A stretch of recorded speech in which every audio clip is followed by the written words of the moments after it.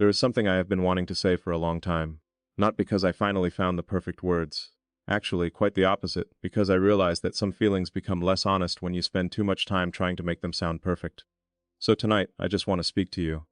You. The woman who may not even know my name yet. The woman who may be living her own life somewhere, carrying her own responsibilities, protecting her own heart, and wondering sometimes whether the person meant for her is still somewhere out there. And if these words somehow found their way to you, stay with me for a little while. If something in them feels familiar, you can subscribe and stay close to this little corner of the internet where we talk about the things people often feel but rarely say. And if someone you love needs to hear these words too, send this message to them. Because there is one thing I want you to understand before anything else. I am not looking for perfection. I am looking for something real, and perhaps that is why I want to tell you something that sounds incredibly simple. My personal number is waiting for you. Yes, my number. Not because a number can change someone's life. It can't. A number is only a collection of digits, but behind those digits is something much more meaningful. A possibility, a door, a quiet invitation, a way of saying, when you finally find me, you won't have to wonder whether I wanted you to reach me. You will. I want you to be able to call me. I want you to be able to message me. I want there to be a place in my life where your name doesn't feel like an interruption. It feels like home. And maybe that sounds too simple. But the older I become, the more I understand that love is rarely about the enormous things people imagine. It is often hidden inside the ordinary. A good morning message, a phone call after a difficult day, someone asking, "Did you get home safely?" Someone remembering how you take your coffee. Someone noticing that your voice sounds different and asking what happened instead of pretending not to notice. That is the kind of love I want, not something that looks impressive from the outside, something that feels safe from the inside. And there is a reason I am telling you this now. Because I don't want you to arrive in my life and discover that I had never thought about what I wanted to give you. I have. I've thought about it more than you probably realize. I've thought about what it means to give someone access to your heart. I've thought about how frightening it can be to trust another person. I've thought about how two people can love each other and still hurt each other if they don't know how to communicate. I've thought about how easily silence can become distance. And I've thought about how many relationships don't end because love disappeared. Sometimes they end because two people stopped explaining what was happening inside them. One became quiet. The other assumed. One needed reassurance. The other thought giving space was kindness. One wanted to be understood. The other wanted to be right. And slowly, without either person noticing the exact moment it happened, two people who once felt close began living in separate emotional worlds. I don't want that for us. If you become my wife, I don't want us to become strangers who happen to share the same house.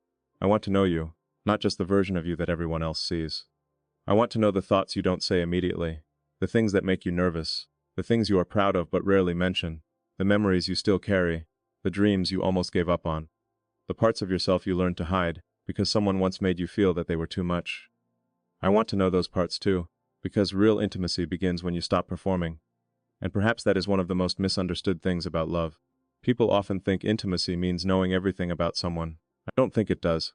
I think intimacy means creating a place where someone feels safe enough to tell you the things they have never been able to explain properly. There is a difference. You can know someone's favorite color, favorite food, favorite movie, childhood memories, and daily routine, and still not know them. But you can sit quietly beside someone and understand that they don't need advice, they just need you to stay. That is knowing someone. That is the kind of connection I hope we build. And I want you to know something else. You don't have to impress me. You don't have to arrive in my life pretending that you have everything figured out. Please. I don't want a woman who never gets tired. I don't want someone who never cries. I don't want someone who always knows what to say. I want you to be human with me.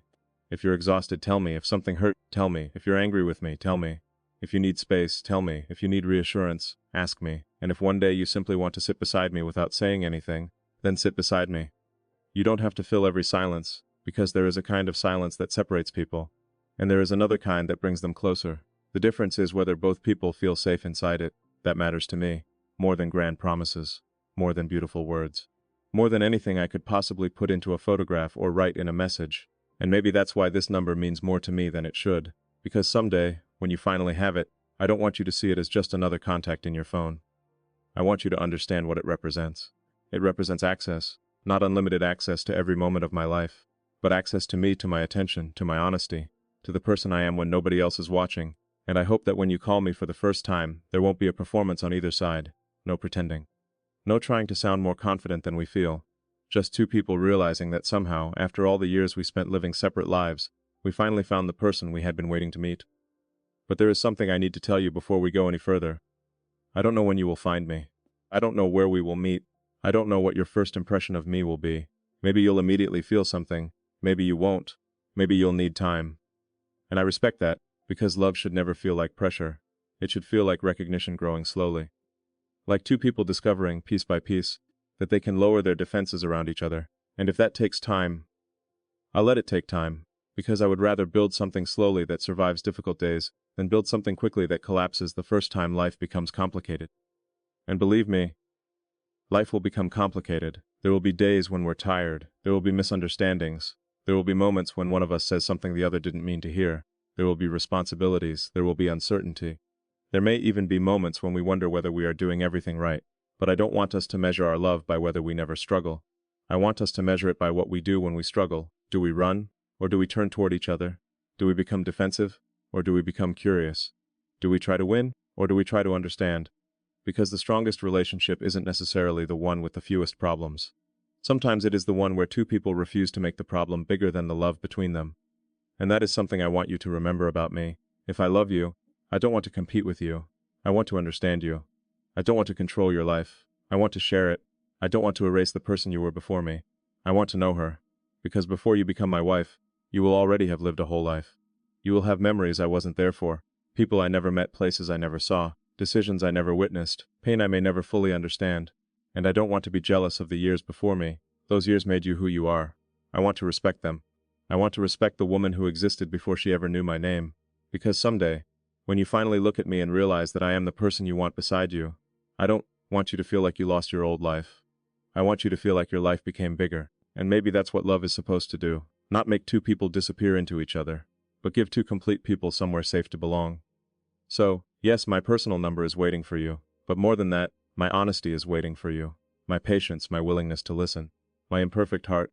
My desire to build something that doesn't need an audience to prove that it is real. And perhaps one day, you will save my number. You might look at my name on your screen and smile. Maybe you won't even realize how much that tiny moment means to me. Because I will know something you won't yet understand. That number was never really waiting for a phone call. It was waiting for you. And there is still so much I want to tell you about what I hope happens after you finally call. Because giving you my number is the easy part.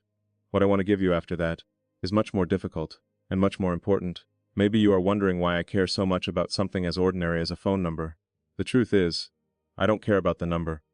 I care about what happens when two people finally decide they don't want to keep their feelings hidden behind distance. Because sometimes we make love much more complicated than it needs to be. We wait for the perfect moment, the perfect sentence, the perfect opportunity. We tell ourselves that someday we'll say what we really feel. Someday we'll make the call. Someday we'll apologize. Someday we'll tell someone that they matter. And then life moves forward. That is one of the saddest things about being human. We understand the value of a moment only after the moment has already passed. So I don't want to live that way with you. If you matter to me, I want you to know. If I miss you, I want to be able to say it. If I'm grateful for you, I don't want to assume you already know. And if I love you, I don't want pride to make me silent, because there is nothing romantic about making someone you love constantly guess how you feel. Love should not feel like a puzzle. You shouldn't have to study my behavior to determine whether I care. You shouldn't have to wonder why I became distant. You shouldn't have to lie awake at night, interpreting a short message. You shouldn't have to ask yourself whether you are important to me. I want my actions to answer those questions before you ever have to ask them. And that doesn't mean I will always get everything right. I won't. I will make mistakes. There will be days when I misunderstand you. There will be moments when I say something badly. There may be times when I become quiet because I am trying to understand my own thoughts. But I want you to know the difference between silence and abandonment. If I need time, I'll tell you. If something is wrong, I'll try to explain it. If you hurt me, I want to talk about it. And if I hurt you, I want to be humble enough to listen. That matters. Because one of the most dangerous things that can happen between two people is not an argument. It is the moment when both people stop trying. An argument means something still matters. Indifference is different. Indifference is when someone stops asking, stops explaining, stops reaching, stops caring whether the other person understands. I never want us to reach that place. I want us to remain curious about each other, even after years. Especially after years, because the person you love is never exactly the same person you first met. People change, their priorities change, their fears change, their dreams change, their bodies change, their understanding of themselves changes. And if we are lucky enough to grow old together, I don't want to spend 20 years loving an old version of you. I want to keep meeting you, again and again. I want to notice the small changes, the new things you care about, the opinions you have developed, the things that no longer matter to you, the things that suddenly matter more. I want to ask questions, not because I don't know you, but because I know you will never stop becoming someone new. There is something beautiful about that. The idea that I could spend years with one person and still discover something about her that I didn't know yesterday. That doesn't make love uncertain, it makes love alive. And perhaps this is why emotional connection becomes so important as people grow older. When you're younger, attraction can feel like enough. Everything is intense. Everything feels new. A message can change your entire mood. A glance can stay in your mind all day, but eventually, you begin to understand that intensity isn't the same as intimacy.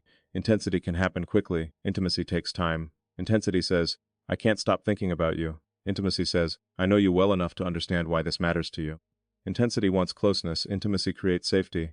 And if you become my wife, I want both. But, especially the second one, I want you to feel safe with me. Safe enough to disagree. Safe enough to say no. Safe enough to tell me when I'm wrong. Safe enough to tell me when you need something. Safe enough to be completely yourself without wondering whether I will love you less for it. Because love that disappears when someone becomes honest was never as strong as it appeared. Real love has room for truth. And I want truth between us, even when truth is uncomfortable. Especially then. I don't want you to tell me what you think I want to hear. Tell me what you actually feel. If you're happy, let me see it. If you're worried, let me know. If you're confused, don't hide it. If you need reassurance, don't feel ashamed of needing it. Needing someone sometimes doesn't make you weak. It makes you human, and I hope you will let me be human with you too.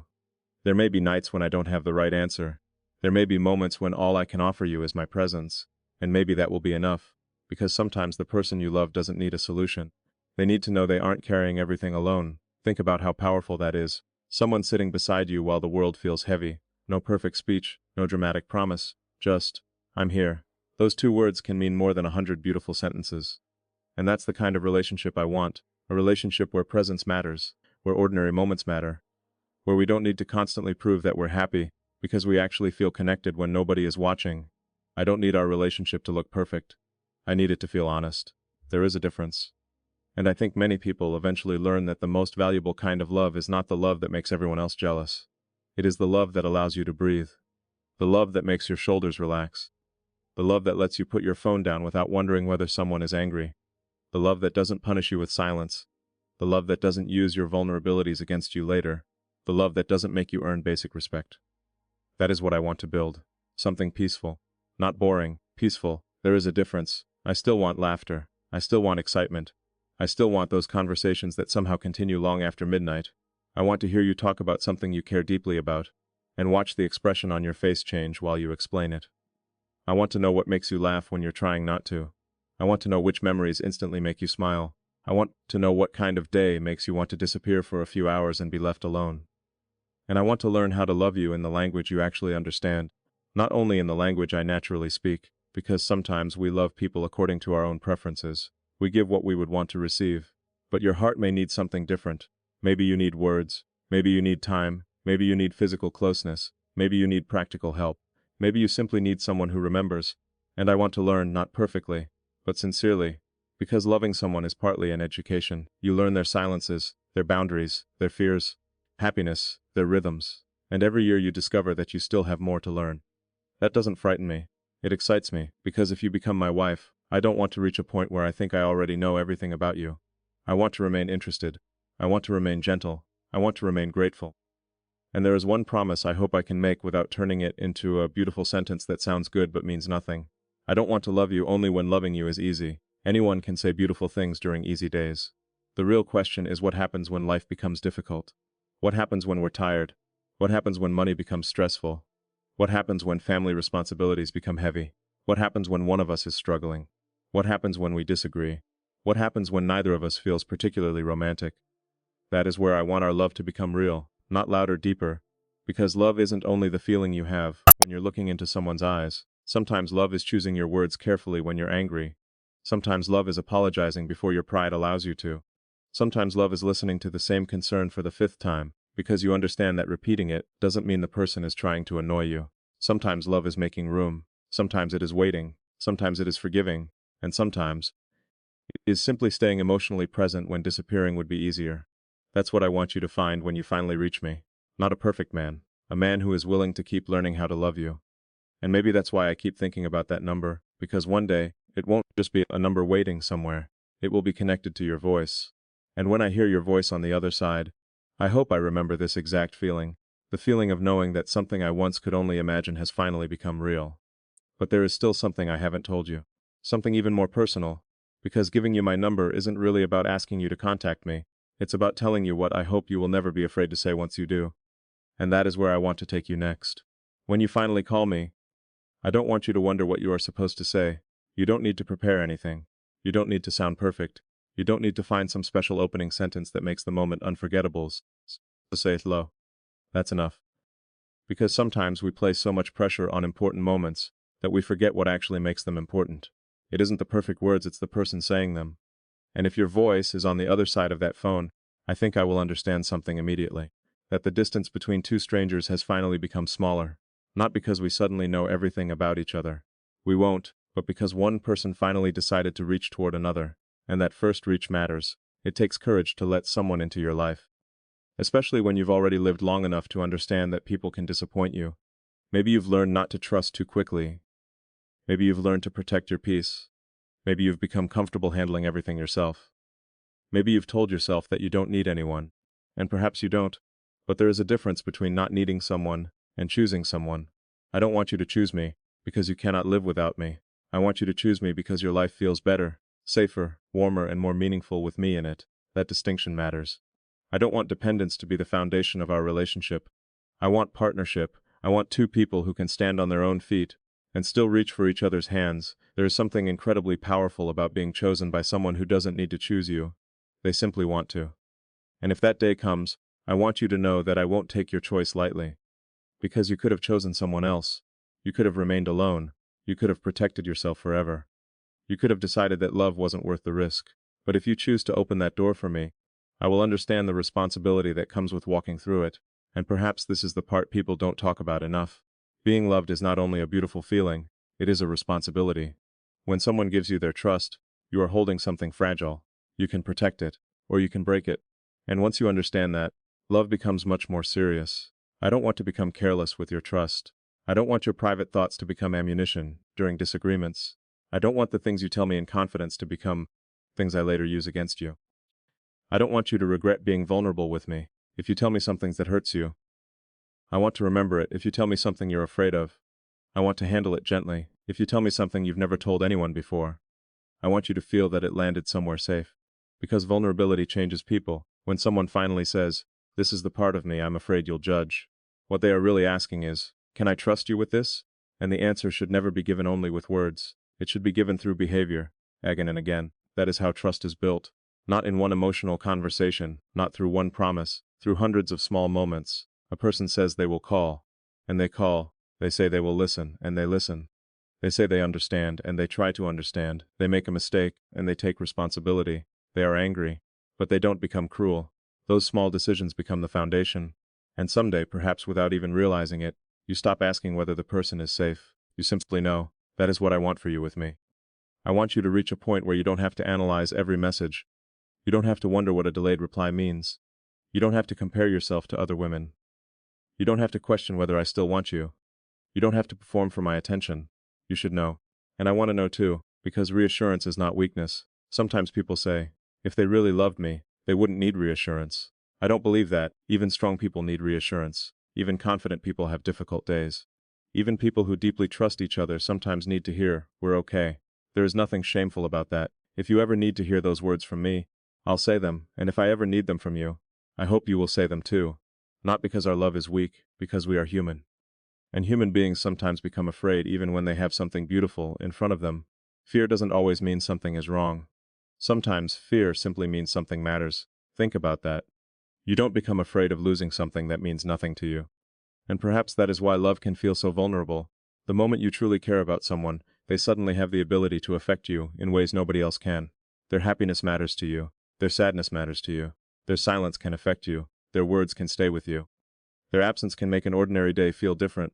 That vulnerability that can be frightening. But I don't want us to run from it. I want us to handle it carefully, because there is no completely safe way to love. You cannot guarantee that nothing will ever hurt. You cannot guarantee that every day will be easy. You cannot guarantee that life will always follow the plan you imagined, but you can choose who you face uncertainty with. And if that person is you, I want to face it together. I want to be able to look at you during difficult seasons and remember that we are on the same side. Not you against me, not me against you, as against whatever is trying to pull us apart. That mindset can change everything, because sometimes the person standing across from you isn't the enemy, they're the person who is hurting too. And when two people remember that during an argument, something changes, the goal stops being victory, the goal becomes understanding. You stop thinking, how can I prove that I'm right? And you start asking, what are you trying to tell me? That question can save relationships, because underneath anger, there is often something more vulnerable: fear, disappointment, feeling ignored, feeling unimportant, feeling misunderstood, wanting reassurance, wanting to matter. Anger is sometimes only the loudest expression of a quieter pain. And if I ever become angry with you, I want to remember that. I want to slow down enough to ask myself what is really happening inside me, because loving you doesn't mean I will never become frustrated. It means I am responsible for what I do with that frustration. That distinction matters. I can be upset without humiliating you. I can disagree without disrespecting you. I can need space without making you feel abandoned. And I can apologize without believing that saying sorry makes me smaller. In fact, I think there is strength in saying I was wrong. Real strength. The kind that doesn't need an audience. The kind that doesn't need to win. And if you become my wife, I hope we both become better at that. Not perfect. Better. Because I don't want our relationship to be a place where we keep score. I don't want to remember every mistake you've made so I can bring it back when I'm angry. I want us to learn how to release things.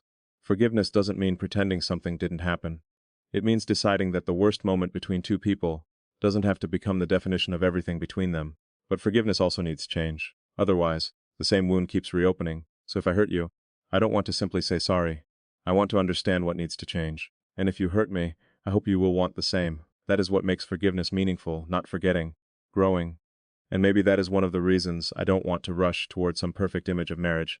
I want the real thing, the ordinary mornings, the difficult conversations, the unexpected laughter, the quiet evenings, the decisions we have to make, the responsibilities, the compromises, the moments when we look at each other and realize that neither of us has the answer. I want all of it, because I don't want to love an imaginary version of you. I want to love the real woman, the woman who has moods, opinions, strengths, weaknesses, habits, fears, dreams. And I want you to have the same freedom with me. Don't love the version of me you imagine. Now me. Question me. Understand me. And if you still choose me after seeing the real person, then your choice will mean more than any romantic promise ever could. So when you finally call that number, don't worry about impressing me. You don't have to say anything extraordinary. Just be honest. Tell me who you are. Tell me what matters to you. Tell me what you hope for. Tell me what you are afraid of. And perhaps, somewhere in that first honest conversation, we will begin discovering something neither of us can force. Whether our lives were meant to move in the same direction, because that is what I want, not a fantasy, not a perfect beginning, a real beginning. And there is one question I hope you will eventually ask me, not about my number, not about marriage, not even about love. A question about the kind of life I want to build with you, because the answer to that question may tell you more about me than any romantic sentence ever could. If you ever ask me what kind of life I want with you, I don't think I will give you some perfect answer, because I don't want to describe a life that sounds beautiful but has no connection to reality. I want something much simpler. I want a life where we know we are on the same side. That's it. Everything else grows from there. I want us to be able to talk about money without embarrassment, about family without fear, about the future without pretending we know exactly what will happen. I want us to talk about the things that excite us and the things that worry us. I want decisions to feel like decisions we make together, not battles where one person has to win. And I want you to know that your opinion will matter to me, not because we will always agree. We won't. But because loving someone means allowing their perspective to exist beside yours. There is something beautiful about realizing that another person can see the same world differently and still choose to stand beside you. I don't need you to become like me. I don't want to erase your individuality. If anything, I want to protect it. You should still have your own interests, your own friendships, your own thoughts, your own quiet time, your own relationship with yourself. Because being married should not mean losing yourself. It should mean having someone beside you while you continue becoming yourself. And I hope you will give me the same freedom.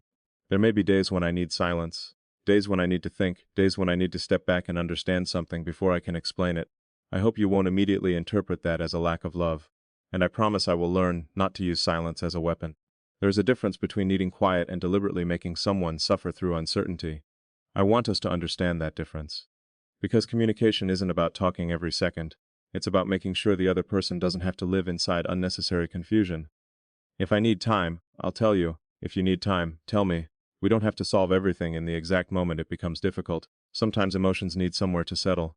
Sometimes the mind needs a little distance before it can see clearly. But after that, we come back. That's important. We come back. We don't disappear. We don't punish each other. We don't turn one difficult moment into a permanent wall. We come back, and maybe that is one of the quietest forms of commitment, not promising that nothing will ever go wrong. Promising that when something does go wrong, we will try to find our way back to each other. I think people sometimes imagine, future wife, if you are hearing these words tonight, there is something I want you to understand before anything else. I don't know where you are. I don't know what your day looked like. I don't know what you were thinking about before you found this video. And I certainly don't know how many years, months, or ordinary days stand between this moment and the day we finally meet. But I know something else. There is a strange possibility that the person you are searching for might already be closer to your life than you realize. Maybe not physically, maybe not in the way you expect, but somehow, our lives are moving toward the same moment. And if these words feel like they were meant for you, stay here for a little while. If this kind of message gives you something you don't usually find online, you can quietly become part of this little corner of people who still believe that love is worth waiting for. And if someone you love needs to hear these words too, let them find this message, because tonight, I'm not trying to impress you. I'm trying to tell you something simple. My personal number is waiting for you. Not because I expect you to call tomorrow, not because I know when we will meet, and not because I believe love can be forced into existence simply because two people want it badly enough. It is waiting because there are some things in life that should only be given to the person who has earned the right to hold them. A phone number can look like nothing. Just a series of digits, something you type into a screen, something that appears beside a name. But sometimes a number represents something much bigger: access, trust, closeness, the ability to reach someone when the rest of the world has gone quiet. And I don't want to give that part of myself to just anyone. I want you to understand why, because as we get older, we start realizing something that nobody teaches us when we're young. Not everyone who can reach you deserves access to you. And not everyone who says they care knows how to protect what you give them. There is a difference between being wanted and being valued. There is a difference between someone enjoying your attention and someone respecting your presence. There is a difference between having someone's number and having their trust. That difference becomes more important with time. When you're younger, you may think love is about how intensely someone feels, how often they call, how quickly they respond, how much they miss you, how strongly they say your name. But eventually, you begin to understand that love isn't measured only by intensity. Sometimes love is measured by what remains when the intensity becomes quiet, when there is nothing exciting happening, when the conversation becomes ordinary, when two people are sitting in silence, when life becomes bills, responsibilities, tired evenings, difficult mornings, misunderstandings, aging parents, changing plans, unexpected problems, and days when neither person feels particularly romantic. That's when you discover whether the connection was real, because anyone can make you feel something for a moment. The rare person makes you feel safe being yourself for years. And future wife, that's the kind of connection I want with you. Not something that looks perfect from the outside, something that feels honest on the inside. I don't want us to become two people constantly performing happiness for everyone else. I want us to have the kind of relationship where silence doesn't automatically mean something is wrong, where one difficult conversation doesn't threaten the entire relationship, where saying, "I don't know what I'm feeling right now," doesn't make the other person walk away, where an apology isn't considered weakness, where forgiveness doesn't mean pretending nothing happened, and where love isn't used as a weapon. Because there is something people often misunderstand about vulnerability. They think vulnerability means telling someone everything immediately. It doesn't.